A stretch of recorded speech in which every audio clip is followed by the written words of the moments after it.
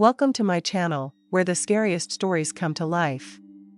Before we dive into today's chilling tale, make sure to hit the subscribe button and turn on notifications, so you never miss a story.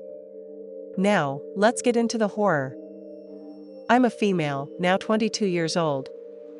I'm only 5'1", and I don't really have many means of protecting myself. When I first left my home, I got an apartment and a job at an exclusive club in LA while studying online. I was 19 years old when I first started working there and learned very quickly the environment I was in: creepy older men, cheating husbands. 0 women would ever walk in unless they worked at this club. The good service money kept me around for way longer than it probably should have. I always took my breaks outside in the back. I just scrolled on my phone and sat down on one of the benches until it was time to go back in. We all did this pretty much, a breath of fresh air from the cigar smoke inside. As I did my usual routine, this was the first time I'd ever seen a woman I didn't work with, even in the parking lot. I assumed a husband had gotten caught up or something and did something she didn't like. That quickly became far from the truth. She walked up to me, very well put together, expensive bag, expensive heels, got dropped off from a very nicely priced vehicle as well. It had New York license plates in the front, which wasn't really normal in LA. When she got close enough to me, she asked me to help her pick up some change that had fallen underneath her vehicle. I don't think she knew I'd noticed she'd just been dropped off, and that was all I could think of. At least I declined and apologized. My break was about to be over. I asked her if I could get one of the bouncers to assist her instead, but she declined immediately. She tried to assure me it wouldn't take too much of my time, but I still refused. I went back to work and told the other girls I worked with to be careful. This was an incredibly suspicious person, in my opinion. After work, I drove home to study and get some sleep. My apartment was on the first floor in a non-gated area with windows in my bedroom and living room that had views of the parking lot. It was kind of luxurious. I sat down on my couch and pulled out my laptop. I proceeded with my after-work routine. 20 to 25 minutes after I got home, though, I suddenly saw what looked like the flash from a phone camera straight in my living room. What the fuck? Immediately, I ran to the window. There was the very same black vehicle parked right in front. I closed my blinds and immediately called the police. They showed up, looked around, and asked some questions. They did show up 15 minutes after I called, so I'm not sure if I should have expected them to find anything anyway. I do wish they did, though. 2 weeks later, I'm at my local pet store with my German Shepherd. She's my rock and protector. I took her wherever I could after this incident. As I was walking through the store, I recognized that same lady across the aisle, her face, the same outfit, the same woman who had come up to me while I was at work. I made sure my dog could see her and that she could see my dog as well. Thankfully, my dog was trained, so I wasn't as scared of this person. This time, I waited for her to leave before checking out and walked out toward my car. I found a weird note left on my windshield. I got in and drove straight home without reading it. When I did finally arrive, I took it out. It was some BS about accidentally hitting my car or something. I don't know why they even left this. My neighbors keep their eyes out for me and let me know when they see that person around. A lady even came by and asked my neighbor if I was single and acted like they'd seen me around the complex. Little things happen still: random calls with weird voicemails, random tissues on my car, other things I choose to ignore. This has been going on for 3.5 years now. I haven't seen that lady in person since, but they definitely find ways to let me know they're still around. I grew up living out in the country. My parents had a house set in a hollow, surrounded by tons of hills and forests. Even though I spent a lot of time exploring those hills, I always found new places each time. It was great during the fall. Actually, when I was 12, I went out for a good adventure. It was quite brisk outside, so I made sure to put on a jacket. The leaves had already turned for the fall, and the countryside was absolutely beautiful. I started pretty early in the afternoon because it got dark quickly. The last thing I wanted was to get caught in the dark in the middle of the woods. I had been hiking for a few hours through the forest when I began going downhill. At the very bottom of this hill, there was a huge, treeless field. I had never seen it before. I was really fascinated. But even more interesting to me was the huge, dilapidated barn sitting in the middle of this field. Now, finding abandoned barns out in the hills is not unheard of. In fact, I often came across old, abandoned buildings buried in trees and bushes. This was different, though. This was enormous, easily the biggest barn I'd ever seen in my life. Very excited, I headed down toward it. I noticed the sun had descended a bit in the sky, and I cursed myself for not leaving the house earlier. As it was, no matter how little time I spent exploring the barn, it would be quite dark by the time I got home. I figured it would be worth it, though. I really didn't expect to find anything interesting inside the barn, but it was still a bit of an adventure for me. I didn't realize exactly how huge this thing was until I was actually standing right outside of it. It was easily as tall as a 5-story building. The boards were old, and the entire structure was graying. It was weathered down pretty badly. I stood in front of the huge doors, which looked fairly solid. I wasn't even sure if I would be able to open them. I looked around, starting to get slightly nervous that someone who owned the land the barn was on might be around. I would have been able to see if anyone was, though. The barn had likely been empty for years, maybe decades, by the look of it. There wasn't much for me to be afraid of. However, tell that to a 12-year-old boy trying to explore with an active and vivid imagination. I opened the door, which wasn't locked. I pulled it open just enough to slip inside. Once I got in, it was even more awesome than I expected. The interior of the barn was wide open and enormous. There were many different lofts accessible by trapdoors and ladders, and hay was everywhere. Tons of tools, such as pitchforks and sickles, hung on the walls. I searched around, feeling like this was the coolest place I had ever been. After looking around for a bit, I found something even cooler. As I was walking, my foot slapped against something underneath the hay. Brushing the hay aside, I saw my foot had hit the handle of a trapdoor. This was exciting. I cleared the hay off the door and then tried to open it. It took a bit of effort, but when I finally got it open, I stood there in shock. In the room under this door, there were 3 people. 3 skinny, naked people. They weren't just skinny, they were emaciated. When they saw me, 2 of them began to hiss. The third one looked at me, pure hate and anger reflected in his eyes. He began to growl, then screamed. I slammed the trapdoor shut. I couldn't move at first. I was so utterly shocked I didn't know what to do. I stood there like an idiot, holding that trapdoor shut. The 2 who had hissed at me first sank deeper into the darkness of the hole. But the third one, the angry one, sneered.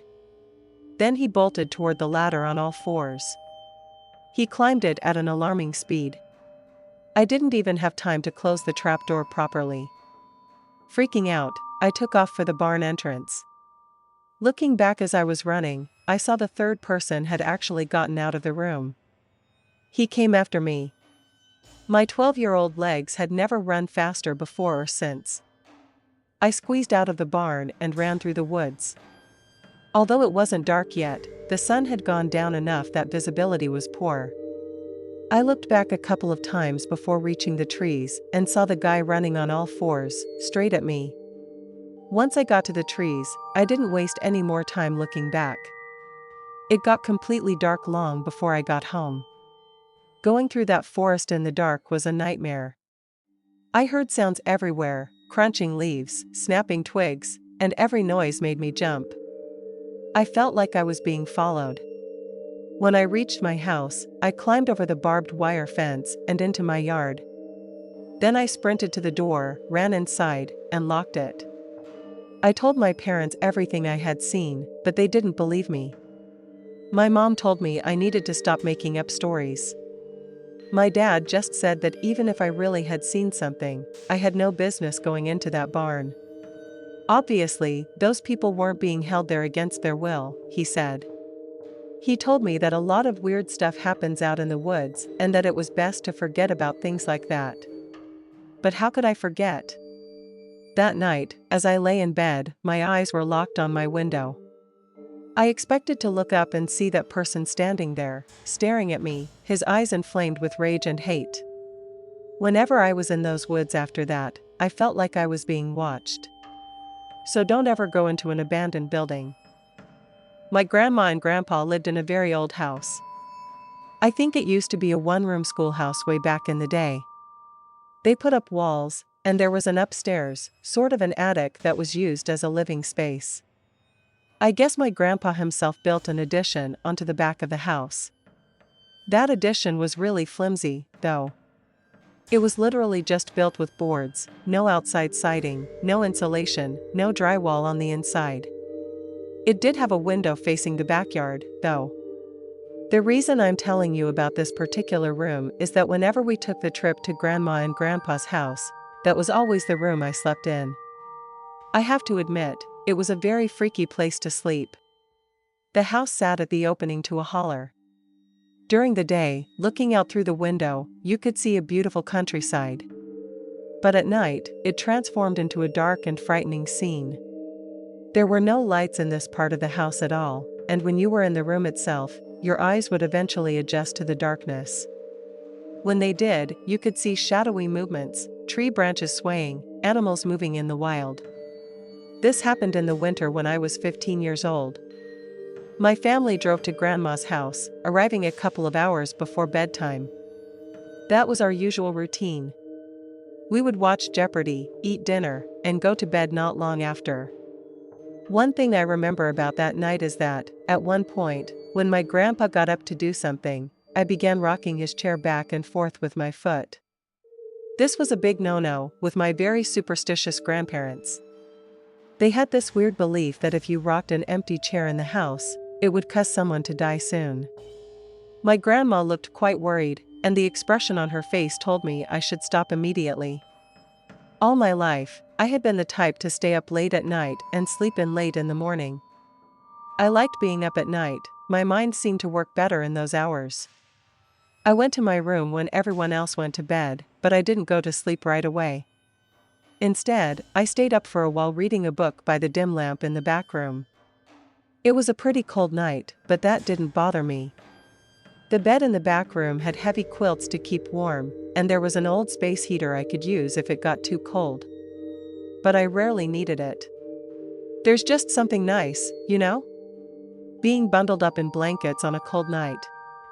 I even remember the book I was reading that night, Pet Sematary by Stephen King. I don't normally get scared by books, but this one really creeped me out. I was already a little spooked just from being in that room, and reading a horror novel only amplified the feeling. But I guess I wanted to feel that way, or I wouldn't have chosen a scary book in the first place. As I read, I would occasionally glance up and out the window. The darkness outside only added to the fear the book was stirring in me. I'm not sure how long I stayed up reading, but if you've ever read Pet Sematary, you'd probably understand why. While I'm not the biggest fan of King's work, something about the atmosphere of that book really pulled me in. Finally, though, I was exhausted. I was thoroughly on edge and ready to sleep. The lamp was right beside the bed. Once I turned it off, the room was completely dark. I knew I wouldn't fall asleep right away, I never do. Instead, I lay there, staring out the window, letting my mind wander in the quiet of the night. Eventually, I dozed off. Since I wasn't in my own bed, I tended to sleep in short blocks, waking up for a few moments, then dozing off again, repeating the cycle over and over. I was sleeping facing the window, so the first time I woke up, I simply looked out into the darkness. My eyes had adjusted, and I could see the branches of several trees swinging in the wind. Watching them sway hypnotically for a few moments, I soon drifted back to sleep. The next time I woke up, it was the same thing, swaying branches, then sleep again. I don't know how many times I repeated this pattern. Until the moment I woke up and saw something different. This time, in addition to the swaying trees, I saw something outside the window. A dark something. And it was looking in at me. It took my sleepy mind a few moments to register that this wasn't a dream. Then, suddenly, I saw what looked like a hand reach out from the side of the window and begin tapping on the glass. I heard the tapping distinctly. I could see the handprints clearly. I jumped up and out of the bed in shock. I had to do everything I could not to scream. My first instinct was to run out of the room, but I resisted. Instead, I forced myself to look back at the window. Now, there was nothing there. Slowly, cautiously, I walked over and peeked outside, trying to see if someone was out there, maybe running away into the darkness. But I saw nothing. It was pitch black. The trees held in the wind, but the figure was gone. I didn't know what to think. Had I imagined it? Was I still half asleep, caught in some lingering nightmare? Or was someone actually outside my window, watching me? It took me a long time to fall asleep again. The next day, I told my family about what had happened. My grandma shook her head and muttered something about never rocking a chair without someone sitting in it. She suggested that maybe a demon had come for me or something. Ridiculous, right? Still, it made me wonder. Had my grandpa done it? Maybe as a way to teach me some respect for their beliefs? If he did, he never admitted to it. I wouldn't have put it past him, but then again. Maybe someone really was outside my room that night. I guess I'll never know. Thanks for sticking around till the end.